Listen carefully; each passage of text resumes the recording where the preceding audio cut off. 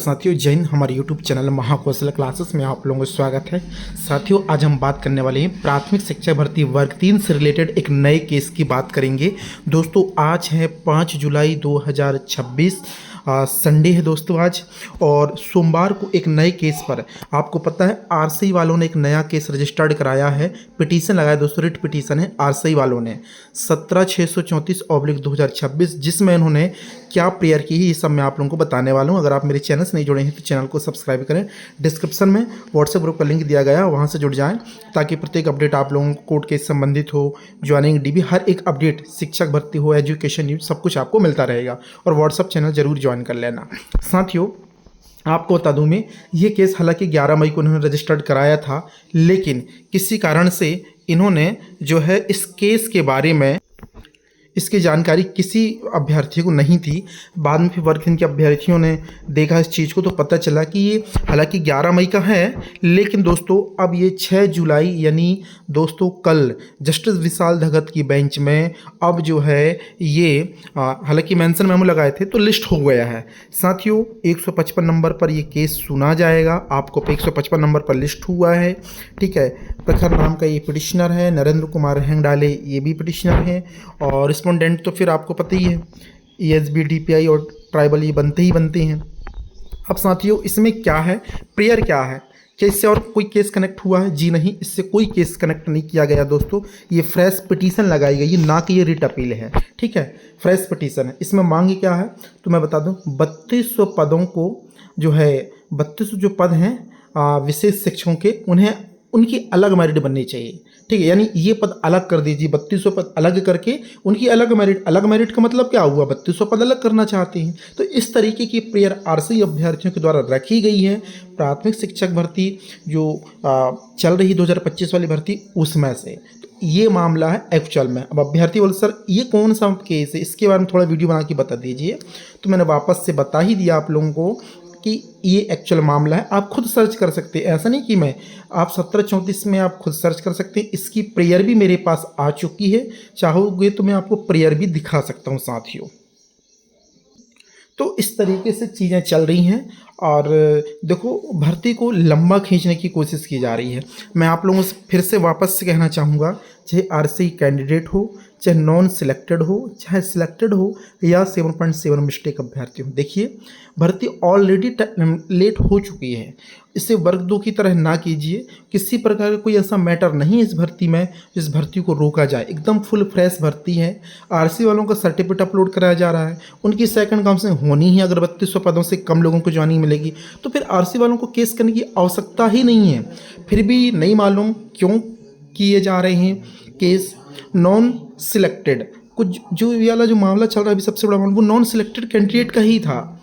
उसकी उन्होंने सोचा कि यार उनको फर्जी बोनस अंक मिल गए हैं, वरना हम मेरिट में होते, इन लोगों ने फर्जी लेकर के आगे बढ़ गया। तो ये चीज़ ज़रूरत ही नहीं थी, डीबी वो सब ऑलरेडी बाहर होती, ठीक है। तो ये सारी चीज़ें, लेकिन अब देखते हैं 7 जुलाई को सबसे इम्पोर्टेंट सुनवाई होने वाली है डिवीज़न बेंच में, जिसमें आनंद पाठक और BP शर्मा की जो बेंच है, वहाँ पर 12/970 के ऑर्डर को चैलेंज किया गया है। अब इसमें क्या फाइनल फैसला आएगा, क्योंकि जज महोदय ने बोला था 3/7/26 को कि हम फाइनल कर देंगे। तो जो भी होगा वह आदेश, वह ऑर्डर इम्प्लीमेंट हो जाएगा कहाँ पर, ESB पर। तो ESB अभी आप लोगों के सर्टिफिकेट, आरसीई सर्टिफिकेट वगैरह जो भी अपलोड कराया है, उसमें उस ऑर्डर को, DB ऑर्डर को इम्प्लीमेंट करके आप लोगों की फाइनल जो भी मेरिट बननी है, ऊपर नीचे पोजीशन होनी है, जो कुछ भी मूल चूल परिवर्तन होगा वो करके जो है आई होप इस जुलाई में सौंप देगा। लेकिन उसके लिए आप लोगों को एकजुट रहना पड़ेगा, संघर्ष करना पड़ेगा। तो आप सब व्हाट्सएप ग्रुप पर जुड़ जाओ। इस जुलाई के लास्ट तक में सभी मिलकर के, ठीक है, सभी लोग मिलकर के अपन, अगर भोपाल चलने की बारी होगी तो भोपाल जाएंगे, कोई ट्विटर कैंपेन होगा तो ट्विटर कैंपेन भी चलाएंगे, DPI चलना होगा DPI चलेंगे। जैसा भी आप लोग चाहेंगे, जो भी आपका प्लान बनेगा वर्ग 3 के अभ्यर्थियों का, आप प्लान कीजिए, मेरे से बताइए, मैं वीडियो बना के सभी तक पहुंचा दूंगा जानकारी।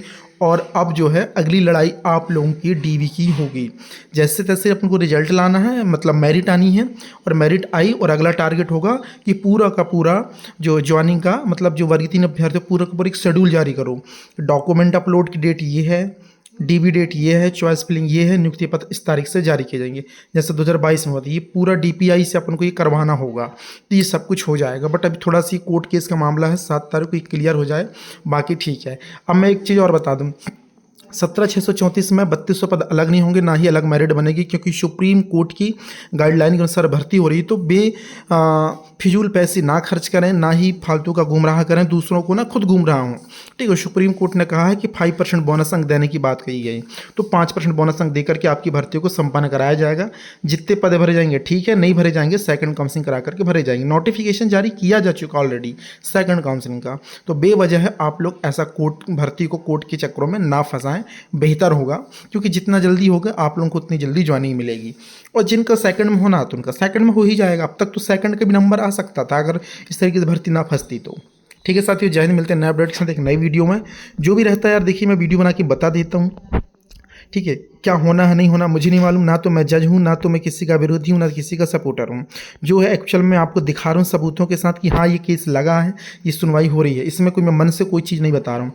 फिर भी अगर कोई व्हाट्सअप ग्रुप बने हुए हैं अलग अलग कुछ लोगों के, वहाँ पर चर्चा चलती रहती है मेरे यूट्यूब को लेकर के कि वीडियो बनाते हैं, ये करते हैं, वो करते हैं, तो तुम जलन खोरो, जलते रहो बेटा, मैं वीडियो बनाते रहूँगा, मुझे इससे कोई फ़र्क नहीं पड़ेगा, ठीक है। मैंने कल भी ये चीज़ बोली थी तुम लोगों को, लेकिन तुमको समझ में नहीं आता। और अगर तुम इस तरीके हरकत करोगे, मैं तुमको रोज़ रेलूँगा, रोज़ पेलूँगा वीडियो पे, याद रखना। इसलिए अपना मुँह बंद रखो और देखते रहो, ठीक है। जॉब चाहिए ना तुमको, तो इसलिए ना भला सोचो, दूसरों को भला सोचोगे तभी तुम्हें जॉब मिलेगी। तुम ऐसा दूसरों के प्रति नेगेटिव सोचोगे ना, तो कैसे जॉब मिलेगी बेटा। देख रहे हो कोर्ट केस लगते लगते 1 साल हो गया, तो कभी किसी का भला किए होगे जब ना तुम्हें फ़ायदा मिलेगा। इस तरीके से मत परेशान होइए, है ना। सामने लोग कोई मतलब नहीं रहते इन चीज़ों से। पब्लिक प्लेस पे जो काम करता है उसके पीठ पीछे कोई कुछ भी बोले, उससे कोई फ़र्क नहीं पड़ता। एग्जिटिस वही चीज़ मैं तुम्हें समझाना चाह रहा हूँ, ठीक है। तो ये चीज़ को समझ लो। मैं ज़्यादा कुछ बोलना नहीं चाहता, क्योंकि मेरी आदत भी ऐसी कुछ नहीं है कि मैं यहाँ पे यूट्यूब वीडियो में कुछ बोलूँ, ठीक है। इससे बेहतर है कि मैं चीज़ों को इग्नोर कर देता हूँ। लेकिन अब तुम लोग इतने भी बेशर्म मत बनो, ठीक है। तो इन चीज़ों को थोड़ा सुधर जाओ, सुधार कर लो। आने वाले समय में टीचर बनने जा रहे हो तो अच्छी चीज़ें सीखो और अच्छा चीज़ सिखाना बच्चों को, क्योंकि तुम्हारे माता पिता ने तुमको तो उतना संस्कार दिया नहीं है कि दूसरों का अपमान करना चाहिए, दूसरों का सम्मान करना चाहिए। इनमें तुम्हें अंतर नहीं सिखाया तुम्हारे माता पिता ने, तो कम से कम तुम सीख जाओ, तुम सिखाना संस्कार, मान सम्मान करना सामने वाले का, ठीक है। जय हिंद साथियों।